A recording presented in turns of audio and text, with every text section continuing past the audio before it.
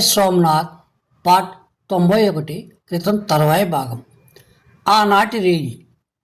భీమదేవుడు చవడాతో బయలుదేరి అన్ని వైపులా పర్యవేక్షిస్తున్నాడు. ముఖద్వారం దగ్గర శత్రువులు వెనక్కు తగ్గుతున్నారు. గజదళానికి చెందిన విలుకాండ్రు కూడా వెనకంజ వేయనారంభించారు. అశ్వికులు ఇంకా బాణాలు వదులుతూనే ఉన్నారు. కానీ రాజపుత్ర యోధులు వారికి తగ్గినట్లు సమాధానం చెబుతున్నారు.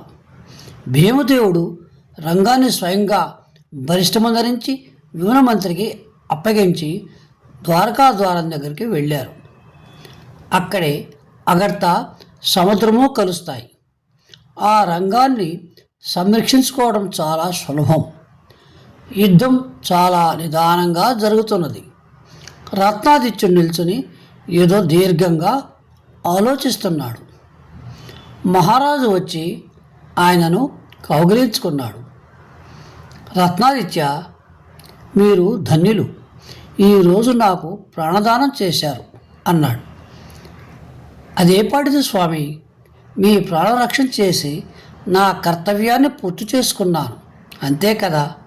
మీరు ద్వారాలు తెరవడం మహాసాహస కృత్యం. మరెవరైనా అయితే గజగజలాడిపోయేవారు. అంత పైనుంచి అగర్తలోకి దూకే సాహసం నాకు మాత్రం లేదు అని రత్నాదిత్యుడు అన్నాడు. తిరిగి వారిద్దరూ ప్రేమతో కౌగిలించుకున్నారు. రత్న, వీళ్ళు ఇక్కడ ఇలా ఎందుకు తారట్లాడుతున్నారు అని ప్రశ్నించాడు భీమదేవుడు. అంటూ, నేను అదే ఆలోచిస్తున్నాను, ఏదో కుట్ర పన్నుతున్నట్లుంది. మీసాలు మెలిదిప్పుతూ, చీకటి పడిన తర్వాత ఇక గట్టిగా కాపలా పెట్టాలి అన్నాడు రత్నాదిత్యుడు. సరే, నేను ఇప్పుడు సైనికుల్ని పంపిస్తాను. మహారాజా, మీరు పొద్దుటి నుంచి బాగా అలసిపోయినారు. నాకంత శ్రమ కలగలేదు. ఇప్పుడు అన్ని వైపులా శాంతంగానే ఉన్నది. మీరు కొద్దిగా అలసట తీర్చుకుంటే మంచిది. మళ్ళీ రాత్రికి పరిస్థితి ఎలా ఉంటుందో. భీమదేవుడు కోట దిగాడు. అక్కడ ఎందరో బైరాగులు మృత సైనికులను ఒకచోట చేరుస్తున్నారు. గురుదేవుడు అటు ఇటు తిరుగుతూ క్షతగాత్రులకు పరిచర్యలు చేస్తున్నారు. రాజాదిరాజులు సైతం ఏ మహాపురుషుని పాదధూళిని శిరస్సును ధరించడం మహాప్రసాదంగా భావిస్తుంటారో ఆ గురుదేవుడు ఒక సాధారణ వైద్యుని వలె రోగుల సేవలో లీనమై ఉన్నారు. దీపా కొరారి భోజన సదుపాయాలు చేస్తున్నాడు.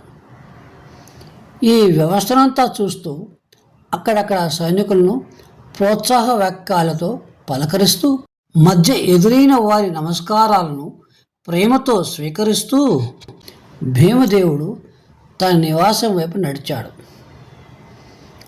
ప్రాంగణంలో మందిరం ముందు హరిదత్తుడు ఎదురైనాడు. అతడు భీమదేవుని ఎదురుగా నిల్చుని తన ఇనుప కంచేని మహారాజు తలపై ఉంచి, ఓరి మహామాయను భ్రష్టమనిచ్చిన పాతకుడా, నీ తల మీద మృత్యు తారాడుతున్నది అని ఆక్రోశించాడు.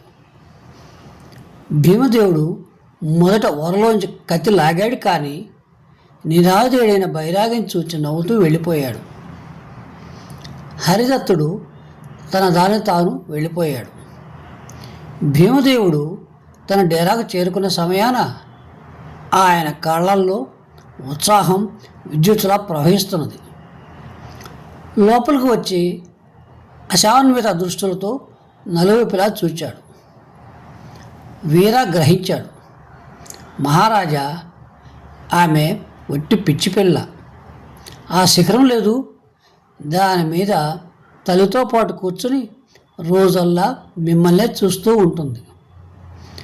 ప్రపంచమంతా అలా పిచ్చివాళ్ళైతే ఎంత మేలు వీరా. నా వైపు చూస్తున్నప్పుడు నేను ఆమెను చూచాను. ఇప్పుడు మీరు తప్ప మరో ధ్యాస లేదు అని పరిహసించాడు వీరా. కొద్దిగా నిదానించు, నీకు మరో ధ్యాస ఉండదు. మహారాజు కవచం తీసి స్నానం చేశాడు. భోజనం చేసి నిద్రించాడు. అప్పుడప్పుడే కొనుక్కు పడుతున్నది. ఇంతలో లేడి పిల్లల ఎవరో పరిగెత్తుతున్న ధ్వని వినిపించింది. ఆయన కన్నులు తెరిచి చూచాడు. ఎదురుగా చోళ. మహారాజును చూచి సిగ్గుపడిపోయింది. దూకులాలను సవరించుకుంటూ నేలను చూస్తూ సిగ్గుతో వెళ్ళిపోయింది.